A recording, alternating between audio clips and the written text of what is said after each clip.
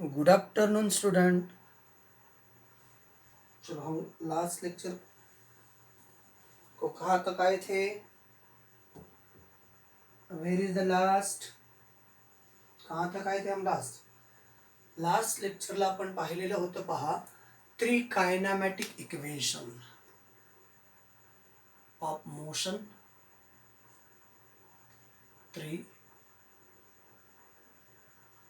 कायनामॅटिक equation of motion पाहिलेलं होते. पहिलं इक्वेशन होतं v is equal to u plus a t. दुसरं इक्वेशन होतं s is equal to u t plus half of a t square. आणि तिसरं equation होतं v square is equal to u square plus two a s. बरोबर का बघा? पहिलं equation होतं वेलॉसिटी टाइम रिलेशन. पहिलं equation, this one is a velocity time relation. Second one is a displacement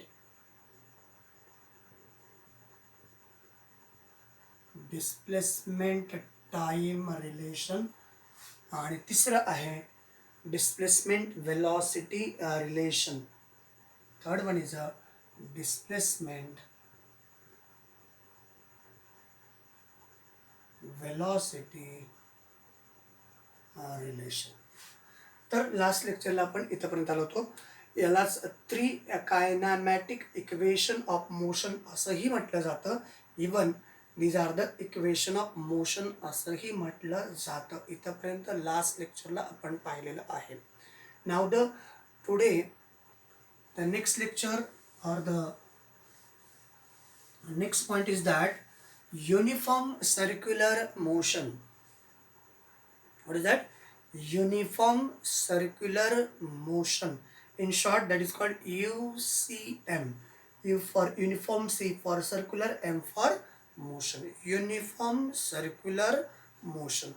तर युनिफॉर्म सर्क्युलर मोशन म्हणजे काय? The moving object which covers constant speed in circular motion. The object which cover काय पहा, the object having constant speed in a circular motion or a circular path. Object is moving constant motion किंवा constant speed in a circular path is called uniform circular motion. The object is moving with constant speed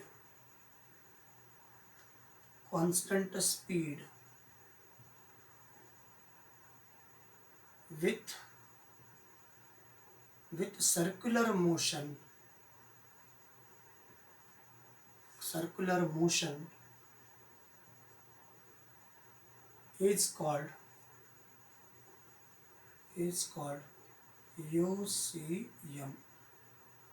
is called UCM. एखादा object motion मध्ये आहे constant स्पीडनी, changing velocity constant स्पीडनी along with a constant speed in a circular motion. Constant स्पीडनी एखादा object circular path मध्ये जर फिरत असेल तर त्याला युनिफॉर्म सर्क्युलर मोशन असं म्हणतात. तर हे झाले युनिफॉर्म सर्क्युलर मोशनची डेफिनेशन. त्याच्याशी रिलेटेड लेट अस ट्राय दिस याच्यामध्ये एक क्वेश्चन विचारलेला आहे. Observe the tip of second hand of a clock.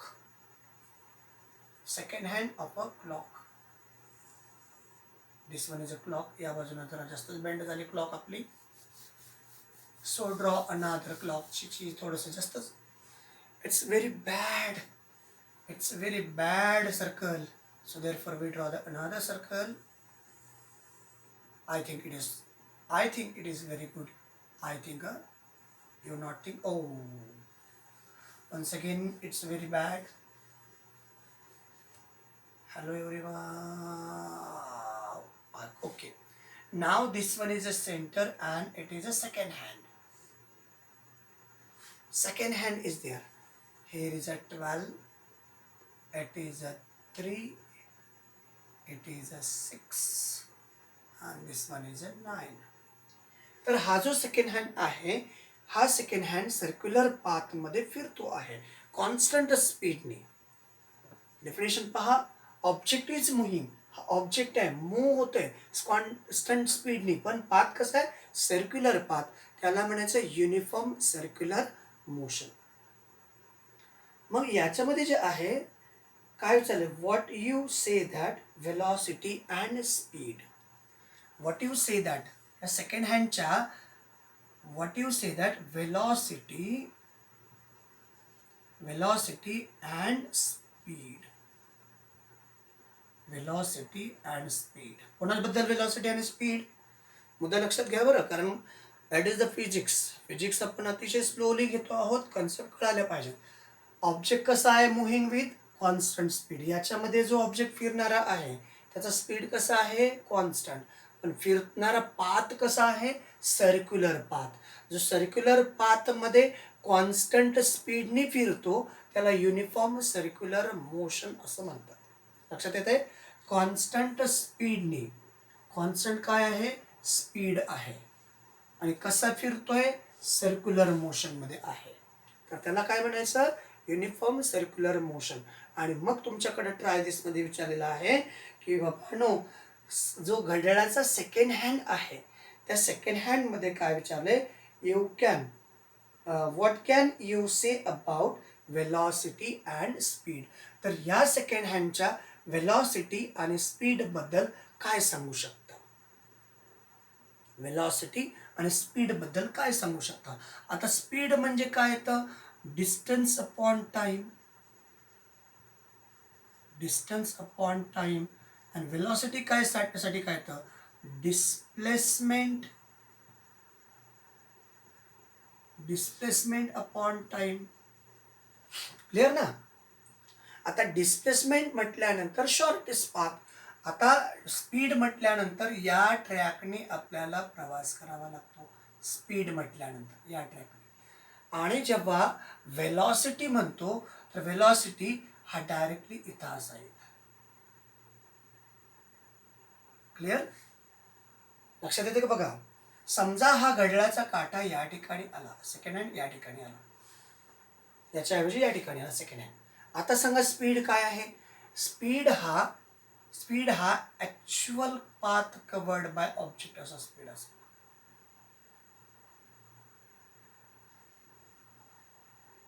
Clear, हे डिस्टन्स झालं, डिस्प्लेसमेंट काय येणार आहे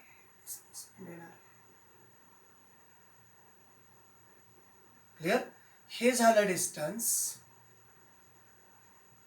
हे आहे डिस्प्लेसमेंट. मग डिस्टन्स बदलते का, डिस्टन्स त्या ड्युरेशन मध्ये. फॉर एक्झाम्पल आपण असं म्हणू, आता इथं याच्यामध्ये किती आहे तर साधारणतः 3, नंतर या ठिकाणी आलं 4 आणि या ठिकाणी आलं 5. Okay clear. मग इथून इथपर्यंत साधारणतः 1 सेंटीमीटर आहे, 5 सेकंदामध्ये 1 सेंटीमीटर अपॉन 1 सेकंड किंवा 5 सेकंड. दर 5 सेकंदला तो 1 सेंटीमीटर डिस्टन्स कव्हर करतो. म्हणजे स्पीड कसा झाला कॉन्स्टंट झाला, स्पीड कसं झाला बघा, काळजीपूर्वक पहा ना. समजा इथून एवढं अंतर 3 ते 4 मधलं अंतर जे आहे 1 सेंटीमीटरचं आहे, 1 सेंटीमीटर. इथून एवढं अंतर किती आहे 1 सेंटीमीटर, इथून एवढं अंतर किती आहे 1 सेंटीमीटर, राईट. मग स्पीड म्हणजे काय डिस्टन्स अपॉन टाइम, दर 2 अंकांमधला डिस्टन्स किती आहे 1 सेंटीमीटर, आणि इथून इथपर्यंत टाइम किती आहे 5 second. 5 second 1 divided by 5, पुढच्यासाठी 1 divided by 5, पुढच्यासाठी 1 divided by 5, म्हणजे स्पीड कसा झाला कॉन्स्टंट. क्लिअर, स्पीड कसा झाला कॉन्स्टंट. मुद्दे लक्षात ठेवा पहा, कारण इथं खूप असं कन्फ्युजन क्रिएट होतं आणि मग आपल्याला कळत नाही. लक्षात येते, पहिला मुद्दा डिस्टन्स म्हणजे काय actual path covered by object, distance. आणि डिस्प्लेसमेंट शॉर्टेस्ट पाथ. इथं आपण हा दाखवला शॉर्टेस्ट पाथ. हा काय आहे शॉर्टेस्ट पाथ. हे काय आहे लॉंगेस्ट पाथ. लॉंगेस्ट पाथ म्हटलं की डिस्टन्स, शॉर्टेस्ट पाथ म्हटलं की डिस्प्लेसमेंट. मग स्पीड बदलला का, काटा म्हणजे घड्याळाचा काटा आहे, मुद्दा लक्षात घ्या. येते का बघा, सगळं सिस्टमॅटिकली समजतंय का. आपण हळूहळू जाऊयात, घाई नाही आहे आपल्याला, पण ते समजलं पाहिजे काय चाललं आहे ते. क्लिअर. ओके, चलो पुढं. जे चाललं आहे ते समजलं पाहिजे, हे सगळ्यात महत्वाचं आहे. चलो आगे. मग मला सांगा, म्हणजे समजा या ठिकाणी 3 आहे, इथं आपण इथं ठेवू 2, या ठिकाणी ठेवू 1. ओके, या ठिकाणी आपण 1 ठेवू, बरोबर. इथून एवढं जे डिस्टन्स आहे ते 1 सेंटीमीटर आहे. मिनटं किती 5 सेकंद, सॉरी. इथून इथंपर्यंत किती आहे इथून इथंपर्यंत 1 सेंटीमीटर. टाइम किती 5 सेकंद. एव्हरी टाइम 1/5 1/5 1/5 1/5 प्रत्येक ठिकाणी. म्हणजे स्पीड कसा झाला, ह्या काट्याचा राऊंड इथंपर्यंत होईपर्यंत एव्हरी टाइम प्रत्येक वेळेस स्पीड काय झाला 1/5. Distance upon time, distance upon time, distance upon time.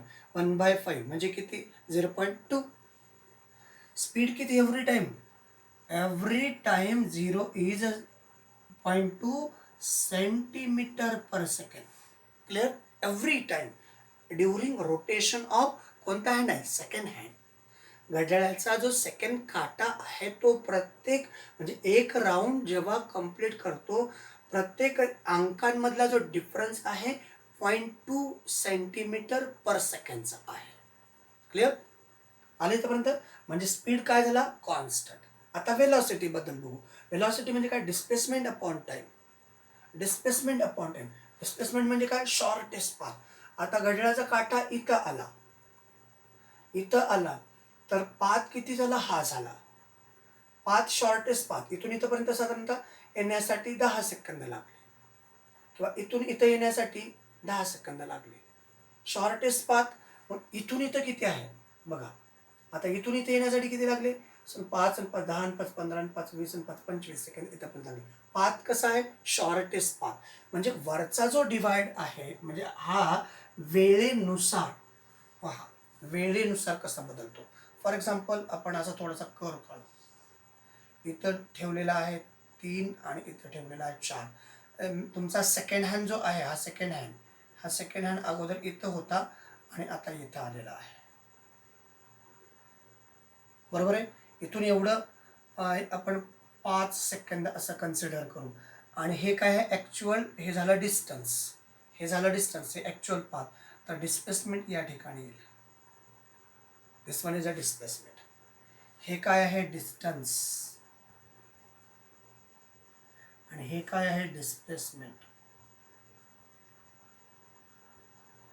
And every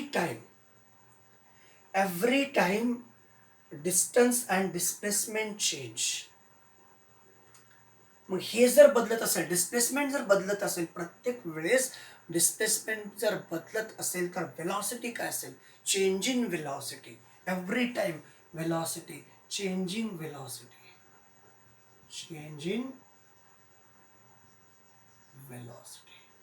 clear. म्हणजे वेलॉसिटी बदलते आहे. Every time velocity is constantly changing. प्रत्येक वेळेस वेलॉसिटी कॉन्स्टंटली चेंज होते. पण स्पीड कसा आहे कॉन्स्टंट. Velocity constantly changing. बघा इथून एवढा वेलॉसिटी परत बदलतो, इथून एवढा वेलॉसिटी परत बदलतो, इथून एवढा वेलॉसिटी. प्रत्येक वेळेस कॉन्स्टंटली वेलॉसिटीमध्ये बदल होतो. टाईममध्ये कॉन्स्टंट टाईम आहे. Time 0.2 every time 0.2. पण वेलॉसिटीमध्ये कॉन्स्टंटली चेंजिंग होतो. Therefore that is the uniform circular motion. लक्षात येते का बघा. आता तुम्हाला प्रश्न पडला असेल सर मग 3 ते 4 मध्ये पण एवढा डिस्टन्स 4 ते 5. मग म्हणायचंच ते आहे वेलॉसिटी कसं आहे कॉन्स्टंटली चेंजिंग आणि डिस्टन्स कॉन्स्टंट आहे. एव्हरी टाइम डिस्टन्स कॉन्स्टंट आहे पण वेलॉसिटी कॉन्स्टंटली चेंज होते. त्याच प्रपोर्शनमध्ये चेंज होते. म्हणजे या 3 ते 4 मध्ये 0.5 असेल, 4 ते 5 मध्ये 0.5 असेल, हे कॉन्स्टंटली चेंजिंग होते. तर या कंडिशनला व्हेलॉसिटी कॉन्स्टंटली चेंजिंग आणि speed constant is called uniform circular motion. तर जाऊ आपण आता टेक्स्टबुकमध्ये, तर हा कन्सेप्ट तुमच्याकडे दिलेला आहे. Speed of the tip is constant, but the direction of its displacement and therefore its velocity constantly changing. कारण डायरेक्शन बदलतं, कारण व्हेलॉसिटी म्हणल्यानंतर velocity is related to direction. Velocity is related to direction, कारण direction बदलतं, प्रत्येक सेकंदाला त्याचं direction बदलतं, त्याच्यामुळं व्हेलॉसिटी कॉन्स्टंटली बदलते. Because velocity is vector quantity. Velocity is a vector quantity. आणि वेक्टर क्वांटिटी म्हणजे काय? A physical quantity which introduce magnitude as well as direction. मग व्हेलॉसिटी काय मेन्शन करते? डायरेक्शन. मॅग्नेट्यूड तर आहेच आहे, व्हेलॉसिटी काय मेन्शन करते? डायरेक्शन. आणि डायरेक्शनमुळे काय चेंज होतो? व्हेलॉसिटी कॉन्स्टंट चेंज होते, constantly changing velocity.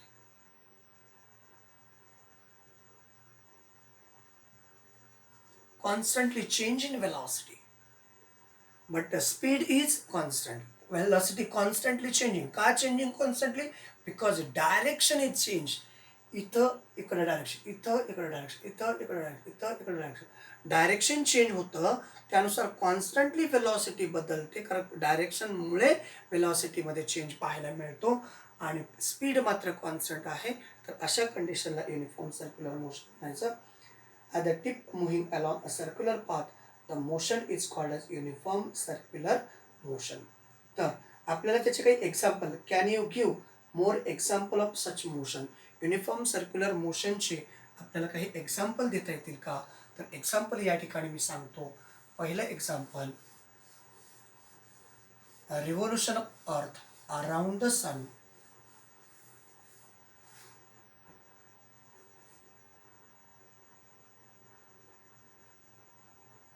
Revolution of Earth around the sun. Number 1. Number 2, revolution of electron around the nucleus. Revolution of electrons around the nucleus. Number 3, motion of clock hand.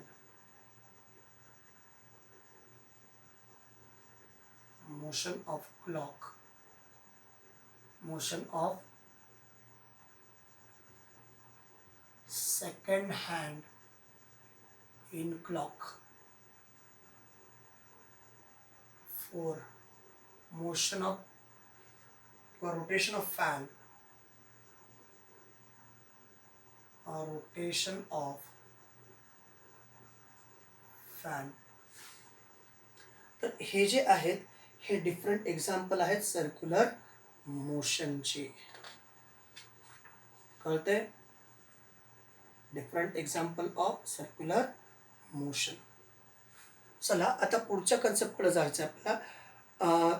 Try out and think about it. Try out and think about it. प्रयोग करायचा आहे आणि त्याच्यावरती विचार करायचा आहे.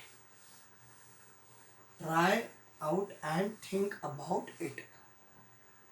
इथं लिहितो याच्यामध्येच आहे. Try out and think about it. प्रयोग करायचा आहे आणि त्याच्यावरती विचार करायचा. मग पहिल्यांदा draw a rectangular path. Rectangle काढायचा आहे. काढला. या ठिकाणाहून सुरुवात केली, या डायरेक्शननी, या डायरेक्शननी, या डायरेक्शननी, या डायरेक्शननी. किती डायरेक्शन आपण चेंज केले? किती टाइम डायरेक्शन चेंज केले? 4 time we change the direction by traveling a path on a particular way. एका विशिष्ट रस्त्याने आपण चालत असताना 4 वेळेस आपण आपले डायरेक्शन चेंज केलेली आहे. That is first point. Draw the rectangular path. काढला path. Place the tip of your pencil on a middle of any side of the square path and trace the path. कुठल्याही ठिकाणी आपण इथं pencil ठेवली, इथून इकडे निघाला, it is the first direction. इथून इकडे आला सेकंड डायरेक्शन, इथून इकडे आला थर्ड डायरेक्शन, इथून इकडे आला फोर्थ डायरेक्शन. बरोबर आहे. म्हणजे किती वेळेस आपण डायरेक्शन चेंज केलं? 4 वेळेस. 4 time we change the direction. त्याच्यानंतर point number 3, note how many times you have to change the direction and while tracing the complete path. किती वेळ डायरेक्शन चेंज केलं? 4 times to change the direction tracing the complete path. या path वरून आपण pencil trace करत असताना 4 वेळेस direction change केलेलं आहे. Point number 4, now repeat this action for a pentagonal, hexagonal and octagonal path. Pentagonal हे काय झालं? रेक्टँगल. आता पेंटागोनल हा झाला पेंटागोनल. किती टाइम पाथ चेंज करणार? 1. This one is a 2, it is a 3, it is a 4, it is a 5. 5 time to change the path. त्याच्यानंतर कोणता आहे? त्याच्यानंतर आहे हेक्झागोनल. हेक्झागोनल म्हणजे षटकोनाकृती. षटकोनाकृती. This is a first, it is a second, this one is a third, it is a 4, it is a 5, it is a 6. 6 time to change the path. Okay. Rectangle किती वेळेस path change केला? 4 times. Pentagon किती time path change केला? 5 times. हेक्झागोनने किती time path change केला? 6 times. आणि दुसरा आहे ऑक्टागोनल. ऑक्टागोनल म्हणजे 8 वेळेस पाथ चेंज करणार आहे.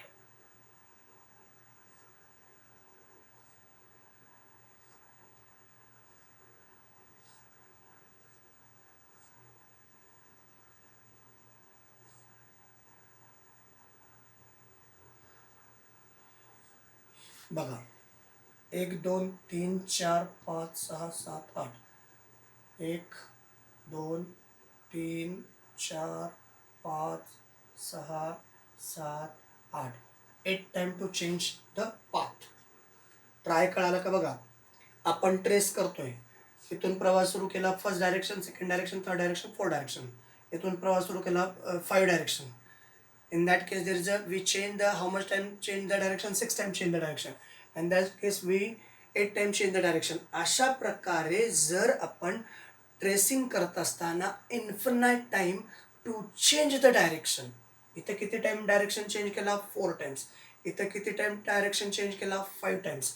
इथं किती टाइम डायरेक्शन चेंज केला? 6 टाइम्स. इथं किती टाइम डायरेक्शन चेंज केला? 8 टाइम्स. तर हे जे डायरेक्शन चेंज करण्याचा जो टायमिंग आहे, 8 टाइम, 4 टाइम, 5 टाइम, 6 टाइम, तर असं infinite time to change the direction, that time to produce circle. Infinite time to change the direction, that time to produce circle.